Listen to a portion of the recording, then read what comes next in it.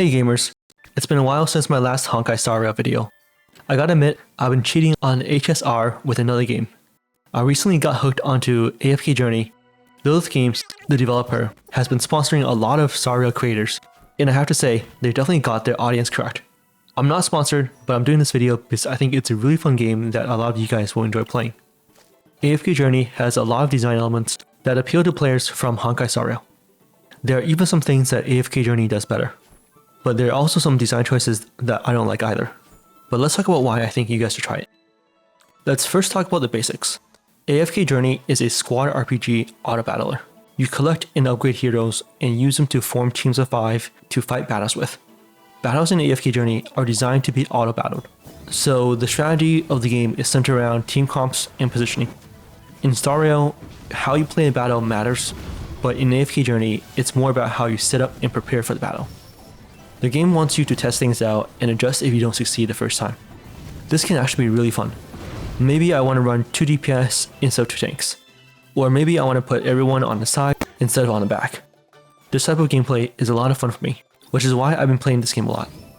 But you do have to really enjoy the AFK auto battle style of gameplay when you play this game, because this game requires you to do a lot of battles. AFK Journey is a gameplay focused game. There is a very basic and forgettable main quest. There is also a world map in which you travel around and it has some puzzles on it. But you're mostly going around the map, fighting monsters and collecting treasure chests. Progression in this game is measured by AFK levels. There are 1,125 levels in total. Even if you were to beat every single stage on your first try, it would still take you 19 hours to complete. 1,125 levels is a lot to get through. So again, you have to really enjoy the auto battle gameplay, otherwise you'll get bored and annoyed really fast. Having a lot of gameplay content is something that Star Rail players can appreciate. In HSR, you spend 15 minutes farming every day and you're done. In AFK Journey, there is a crazy amount of things to do every single day. The gameplay I'm showing in this video is part of my daily routine. There is a new daily boss every day. There is also a battle mode just for guilds. And there's PvP, which is actually not that bad. You're not going to get into the top 100 unless you spend money, but you can always find weak players for you to get your weekly win rewards. After you do all these activities, you collect a bunch of rewards which you use to upgrade your heroes. If you still want to play after all that, you have the main quest to do and also a bunch of side quests. And these actually give you a lot of rewards, which you can then use to upgrade your heroes again and push even higher AFK levels. The core gameplay loop of AFK Journey is really well designed. I'm not joking when I say you can play this game 4 to 6 hours a day and not run out of things to do. Eventually you'll complete all the quests and max out on AFK levels, but they're releasing new seasonal content in the next few days. So it's very hard to run out of things to do in this game. Something I appreciate about the design of AFK Journey is that it allows you to choose the pace you want to play the game. It's called AFK because your hero leveling resource is passively generated based on your AFK level. Your account will grow and get stronger even if you do nothing. But in reality, you'll be doing all the activities I mentioned earlier, which will speed up your progress. If you really want to accelerate your account, you can spend money. This game is very whale friendly, which may turn some people off. Even a light spender will be much stronger than a free-to-play player. The battle pass and growth bundles are crazy good value for low spenders. But here's the thing, it's all up to you on how fast you want to grow your account. Trying to compete with whales is pointless. You might miss out on some rewards because you can't get the top ranks, but it doesn't really matter because you're already behind them on resources anyway. Not getting the top ranks does not stop you from having your own fun. It's up to you if you care if others are paying to win, and so far it hasn't really bothered me. The biggest negative feedback I have for AFK Journey is the gacha system. On the surface, the game seems generous because you get a lot of gacha currency and the pity rates are not that bad. But you soon realize that you need a lot of duplicate copies of heroes for them to function properly.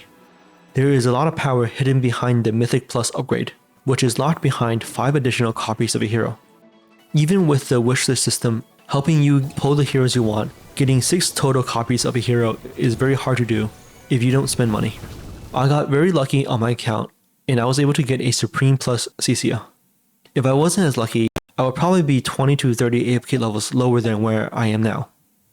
A secondary consequence of requiring a lot of dupes is that you're committed to the teams that you're summoning for. I'm focused on building up a core group of Maulers and Ccia. If one day I want to play Wilders, I can't switch without losing a lot of power. In fact, I probably can't make any additional progress for some time if I decide to switch away from my main team. I'm not a fan of this design because you have to commit very early on. And let's be real, there's some very popular meta heroes like Ccia and Odie that everyone is committing to from the start, so we don't see a lot of variety. And that's not all. If you're a free-to-play or low spender, you don't get to experience the fun of pulling for new limited banner heroes, unless you're willing to spend your resources inefficiently. This is because the best banner to summon on with the highest hero drop rate is a standard banner. Pulling on a limited banner gets you less dupes, which hurts your account. This is terrible design because it either discourages players from getting the new limited characters or baits ignorant players into inefficient usage of their resources. If there's one thing about the game that needs to be fixed, it's this. Players should never be punished for pulling on the limited banner.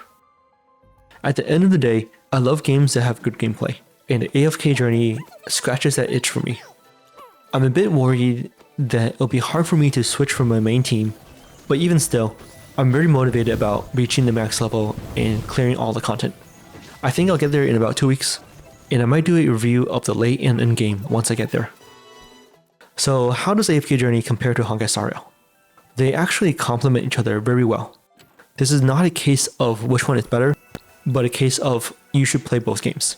HSR has epic moments, and its highs are higher than AFK Journey, but AFK Journey is more engaging to play from day to day. So when HSR has its periods of boredom, AFK Journey fills in that void perfectly. If you haven't tried AFK yet, give it a shot. Trust me, you won't be disappointed. Thanks for watching, like and subscribe if you enjoyed this video, and see you next time.